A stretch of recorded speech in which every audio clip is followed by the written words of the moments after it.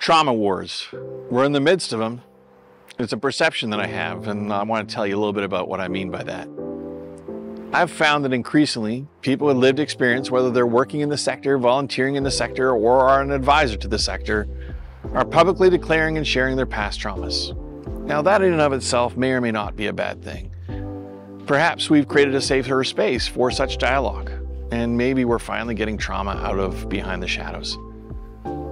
But can we stop at this notion that because one person seemingly has suffered more often or worse than another, that what they have to share is more important than another person who has fewer experiences?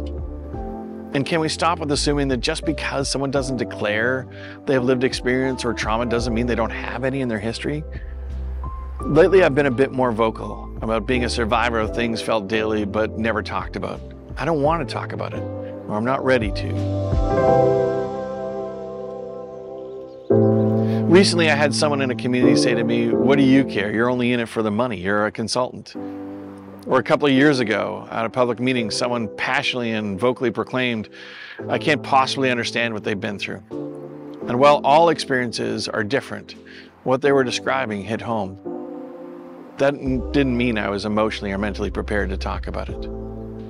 Again, my experience may or may not be the same, but that does not mean I have no experiences in loss, pain, suffering, trauma, not being believed, or online trolls. I'm not the only one. There are legions of us out there. Perhaps we can change the culture.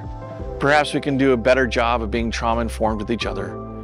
Perhaps we can accept silence rather than reinforcing the trauma wars. This work is hard enough without having to compete about who has suffered more or the legitimacy because of that suffering.